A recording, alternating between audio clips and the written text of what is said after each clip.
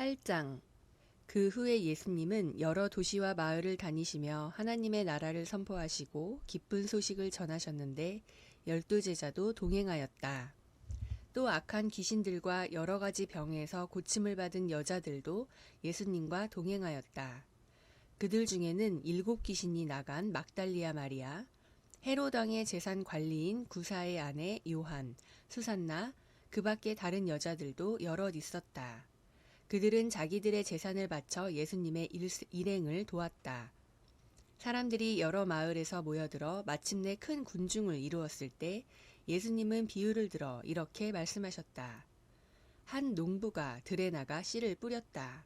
그런데 어떤 씨는 길가에 떨어져서 발에 밟히고 새들이 와서 먹어버렸다. 그리고 어떤 씨는 돌밭에 떨어져서 싹은 나왔으나 물기가 없어 말라버렸다. 또 어떤 씨는 가시덤불에 떨어졌는데 가시나무가 함께 자라 그 기운을 막았다. 그러나 어떤 씨는 좋은 땅에 떨어져서 잘 자라 100배의 열매를 맺었다. 예수님은 이 말씀을 마치시고 귀 있는 사람은 잘 들어라 하고 외치셨다. 제자들이 이 비유의 뜻을 묻자 예수님은 이렇게 대답하셨다. 너희에게는 하나님의 나라의 비밀을 아는 것이 허락되었으나 다른 사람들에게는 비유로 말한다. 이것은 그들이 보아도 알지 못하고 들어도 깨닫지 못하게 하기 위해서이다. 이 비유의 뜻은 이렇다. 씨는 하나님의 말씀이다. 길가에 떨어진 씨는 사람들이 말씀을 듣기는 하였으나 그들이 믿고 구원받지 못하도록 마귀가 와서 그 말씀을 빼앗아가는 것을 가리킨다. 돌밭에 떨어진 씨는 말씀을 들을 때 기쁨으로 받아들이지만 뿌리가 없으므로 잠시 믿다가 시험을 받으면 떨어져 나가는 사람을 말한다. 또 가시덤불 속에 떨어진 씨는 말씀을 듣지만 살아가는 동안에 세상의 걱정과 재물에 얽매이고 쾌락에 빠져 말씀대로 생활하지 못하는 사람이다. 그러나 좋은 땅에 뿌려진 씨는 바르고 착한 마음으로 말씀을 듣고 그 말씀을 잘 간직하여 인내로 열매를 맺는 사람을 가리킨다. 등불을 켜서 그릇으로 덮어두거나 침대 아래 둘 사람은 아무도 없다. 오히려 그것을 등잔대 위에 올려놓아 들어놓는 사람이 그 빛을 볼 수 있도록 하지 않겠느냐? 감추어진 것은 나타나기 마련이고 비밀은 알려지고 드러나기 마련이다. 그러므로 너희는 내 말을 귀담아 들어라. 누구든지 가진 사람은 더 받을 것이고 갖지 못한 사람은 가졌다고 여기는 것마저 빼앗길 것이다. 예수님의 어머니와 형제들이 예수님을 만나러 왔으나 군중들 때문에 만날 수가 없었다. 그래서 어떤 사람이 예수님께 선생님, 어머니와 형제분들이 선생님을 만나 뵈려고 밖에서 기다립니다 하였다. 그러나 예수님은 그들에게 내 어머니와 형제들은 하나님의 말씀을 듣고 실천하는 이 사람들이다 하고 대답하셨다. 어느 날 예수님이 제자들과 함께 배를 타시고 호수 저편으로 건너가자 하고 말씀하셨다.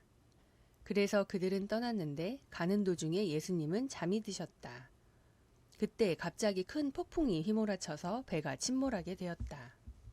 그러자 제자들이 예수님을 깨우며 주님, 주님, 우리가 죽게 되었습니다 하고 부르짖었다.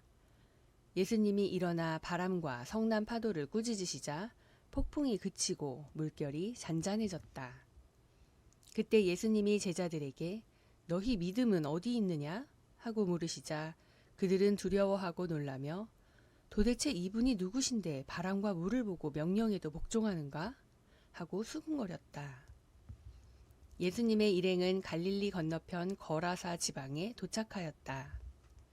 예수님은 육지에 내리셨을 때 그 도시에 사는 귀신 들린 어떤 사람과 마주치게 되었다. 그는 오랫동안 옷을 입지도 않았고 집을 뛰쳐나와 공동묘지에서 살았다. 그가 예수님을 보자 소리 지르며 예수님 발에 엎드려 가장 높으신 하나님의 아들 예수님, 내가 당신과 무슨 상관이 있습니까? 부탁드립니다. 제발 나를 괴롭히지 마십시오. 하고 외쳤다. 그것은 예수님이 더러운 귀신에게 그 사람에게서 나가라고 명령하셨기 때문이었다. 귀신이 자주 그를 사로잡기 때문에 쇠사슬과 쇠고랑으로 그를 묶고 지키는데도 그는 그 모든 것을 끊고 귀신에게 몰려 광야로 뛰쳐나가곤 하였다. 예수님이 그에게 네 이름이 무엇이냐 하고 물으시자 그는 군대입니다 하고 대답하였다. 이것은 그에게 많은 귀신이 들어가 있었기 때문이었다. 그리고 귀신들은 예수님께 제발 무적행으로 들어가라는 명령만은 하지 말아달라고 간청하였다. 마침 그곳 산에는 많은 돼지떼가 풀을 먹고 있었다. 귀신들은 돼지떼 속에라도 들어가게 해달라고 간청하였다. 그래서 예수님이 허락하시자 귀신들이 그 사람에게서 나와 돼지떼 속으로 들어갔다. 그러자 돼지떼가 가파른 비탈로 내리달려 호수에 빠져 죽고 말았다. 돼지를 치던 자들이 이것을 보고 도망하여 읍내와 촌에 이 일을 말하자 사람들이 일어난 일을 보려고 모여들었다. 그들은 귀신 나간 사람이 옷을 입고 맑은 정신으로 예수님 앞에 있는 것을 보고 두려워하였다.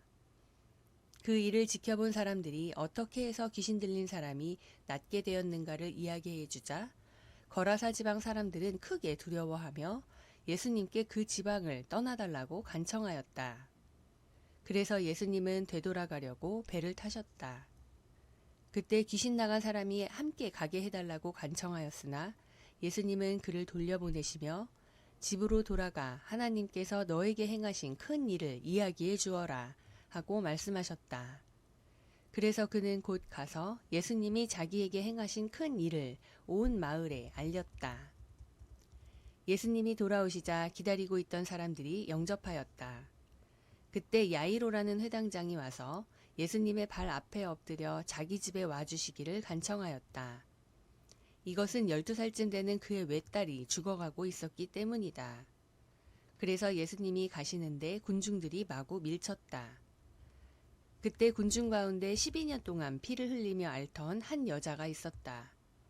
그녀는 여러 의사들을 찾아다니며 치료하느라고 자기 재산을 다 허비하였으나 그를 고칠 수 있는 사람은 아무도 없었다. 그 여자가 뒤로 가서 예수님의 옷자락을 만지자 흐르던 피가 즉시 멎었다.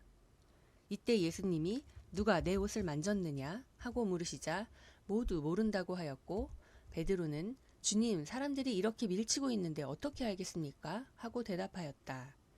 그러나 예수님은 내게서 능력이 나갔으니 나에게 손을 댄 사람이 있다 하고 말씀하셨다. 그 여자는 더 숨길 수 없게 된 것을 알고 떨며 예수님 앞에 나와 엎드렸다. 그러고서 그녀는 예수님을 만진 이유와 어떻게 해서 즉시 낫게 되었는가를 모든 사람 앞에서 말하였다. 그러자 예수님은 그 여자에게 딸아, 내 믿음이 너를 낫게 하였다. 이제 평안히 돌아가거라 하고 말씀하셨다. 예수님이 아직 말씀하고 계실 때 회당장의 집에서 사람이 와서 따님이 죽었습니다. 이제 선생님을 더 괴롭히지 마십시오 하였다. 예수님은 그 말을 들으시고 회당장에게 두려워 말고 믿기만 하라. 그러면 딸이 살아날 것이다 하고 말씀하셨다.